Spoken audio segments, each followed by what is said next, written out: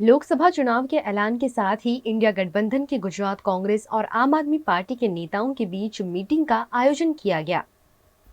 देश भर में लोकसभा चुनाव की तारीखों का ऐलान कर दिया गया है। गुजरात में 7 मई को चुनाव का आयोजन किया जाएगा, जिसकी मतगणना 4 जून को होगी।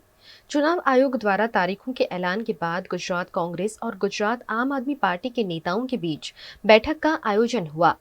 इंडिया गठबंधन के बाद आम आदमी पार्टी के नेता पहली बार कांग्रेस कार्यालय पहुंचे और गुजरात कांग्रेस अध्यक्ष शक्ति सिंह गोहिल और आम आदमी पार्टी अध्यक्ष इसुदान गढ़वी की उपस्थिति में बैठक का आयोजन किया गया और गुजरात में भारतीय जनता पार्टी के गढ़ में सेंध लगाने पर विचार विमर्श किया गया। आपे જોયું છે કે પહેલા ફેઝમાં હોત તો કદાચ પ્રેશર વધારે, ત્રીજા ફેઝ એટલે સમય પૂરતો છે। અમે અમારું હોમવર્ક કરી લીધું છે। ભારતીય જનતા પાર્ટી સત્તાધારી પાર્ટી છે, 5 લાખથી વધારે જીતી જશું એવા અમારે સૌરાષ્ટ્રમાં કહેવાય ફાંકા મારે છે। એ રીતે એમની સીટો જે જાહેર કરવાની હોય એમાં હજી નથી કરી શક્યા, તો અમે અગેન્સ્ટ ઓલ ઓડ જનતાના આશીર્વાદ સાથે લડીએ છીએ અને યોગ્ય સમયે યોગ્ય ઉમેદવારો પણ આપી દઈશું। આપણે તમને કહ્યું આમ આદમી પાર્ટીની એક બેઠક છે, અમારા મિત્રોના કેટલાક સુઝાવ છે, એમના તરફથી પણ છે।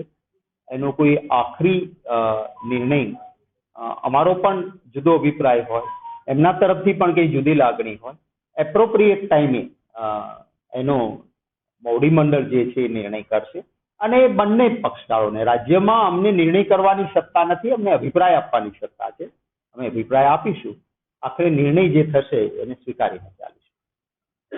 सीट शेरिंग बाद જે માનનીય રાહુલ ગાંધીજીની જે ન્યાયયાત્રા હતી એમાં માનનીય શક્તિસિંહજીએ અને અમે જોઈન્ટ ઉપસ્થિત રહેવાના થયા અને ત્યારબાદ અમને સમય નહોતો મળ્યો, કારણ કે સ્વાભાવિક ચૂંટણીઓના કામોમાં વિવિધ રીતે દૂર હોવાના કારણે, પરંતુ આજે અમે પહેલી મીટિંગ માનનીય શક્તિસિંહજીને ઓફિશિયલી આજે કરવા જઈ રહ્યા છીએ, જેમાં ઇન્ડિયા ગઠબંધનની જે 26 સીટ છે એમાં મજબૂતાઈથી તમામ પક્ષના આમ આદમી કોંગ્રેસના કાર્યકર્તાઓ મજબૂતાઈથી કામ કરે, એમને પણ ગ્રાઉન્ડ સુધી મેસેજ પહોંચી જાય અને એ રીતે સુચારુ વ્યવસ્થિત થાય એના માટે આજે અમે ચર્ચા કરવાના છીએ।